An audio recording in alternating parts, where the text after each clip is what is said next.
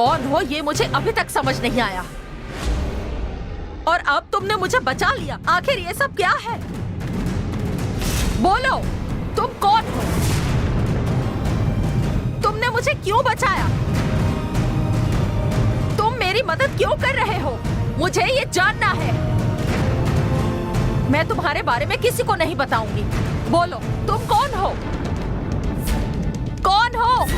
बताओ मुझे। ए, रुको।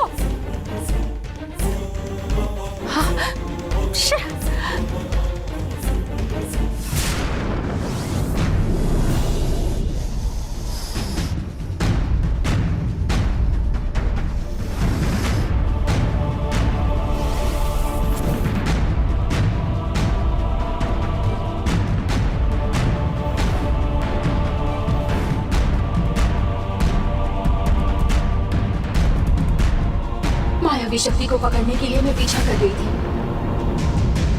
लेकिन वो मेरे कब्जे से भाग गया।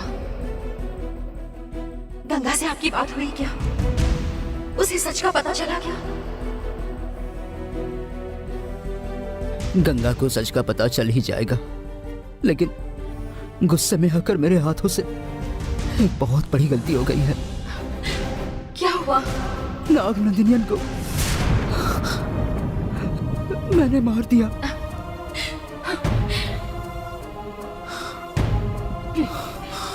तुम्हारी माँ पार्वती के सगे भाई को मैंने इन हाथों से मार दिया है। इन पापों का कर्ज मैं कैसे चुका पाऊंगा? आपने ये पाप नहीं, पुण्य किया है। नागनंदियन नागवंश में जन्मा हुआ एक राक्षस था। आपने उसे मार दिया है। इस बात की खुशी होनी चाहिए, अफसोस नहीं।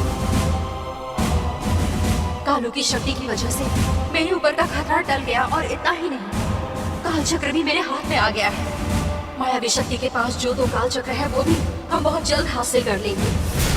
चलिए पहले कालू को शुक्रिया कहते हैं।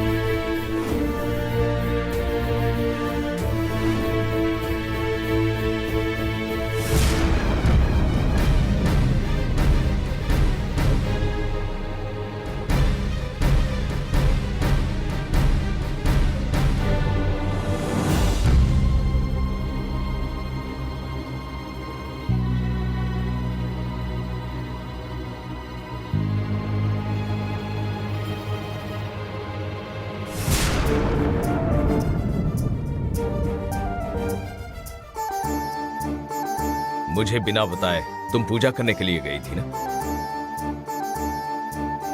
तुम्हें पूजा करने के लिए नहीं भेजने वाला था तो उस नागनंदिनी ने मुझ पर हाथ उठाया।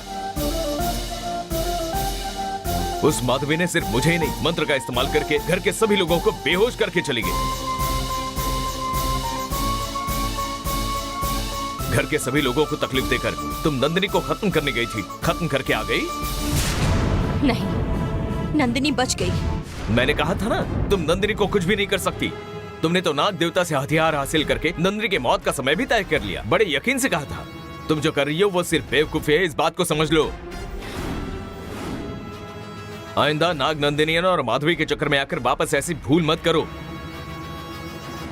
उन दोनों को घर के अंदर बिल्कुल मत आने देना। अब वो नहीं आएंगे, क्योंकि नंदिनी को मारने वाले हथियार से नागनंदियन को मार दिया। माधवी को मायावी शक्ति उठाकर ले गई। नंदिनी को खत्म करने के लिए मेरी मदद करने वाला कोई भी मेरे साथ नहीं है। अब मैं अकेली रह गई हूँ, लेकिन मैं चाहे अकेली पड़ गई हूँ फिर भी मैं पीछे नहीं हटूंगी। नंदिनी को कुछ भी करके मारूंगी। नंदिनी को मारने के लिए तुम जिन लोगों की मदद ले रहे थे उसमें से कोई भी उसे मार नहीं सका। फिर तुम किसके दम पर कह रही हो कि नंदिनी को मैं मारूंगी? मैं खुद के दम पर कह रही हूँ, और ये सब मैं करने वाली हूँ। नहीं गंगा, नंदिनी के खिलाफ जाकर तुम खुद को मुसीबत में मत डालो। नंदिनी की मुसीबत अब नागनंदिनी के साथ चली गई है। इस बात को और ज्यादा बढ़ावा देकर तुम अपने घर को नजरअंदाज मत करो। तुम्हारे मन में जितना भी गुस्सा है उसे तुम आज खत्म कर दो और परिवार को सब कुछ मानने वाली पहली गंगा बन के रहो। अब तक मैंने तुम्हें बहुत समझाया है, इसके आगे मैं नहीं समझा सकता, ताकत नहीं है मुझमें। भगवान की दया से तुम मेरी बात मानो और नंदिनी की बात यहीं खत्म कर दो। ज्यादा मत सोचो, मेरे लिए हाँ कह दो ना।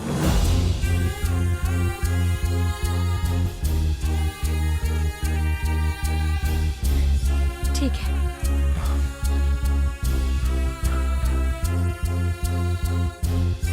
ठीक है, चलो आराम करो।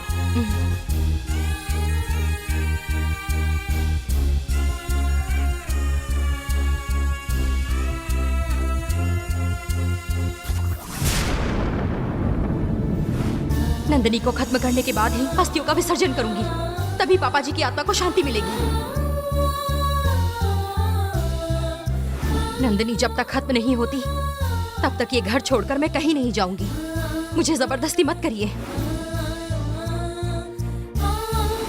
नंदिनी को जब तक खत्म नहीं करूंगी मेरे मन के अंदर का गुस्सा तब तक शांत नहीं होगा। आप कितना भी समझाइए, मेरा मन नहीं बदलने वाला है।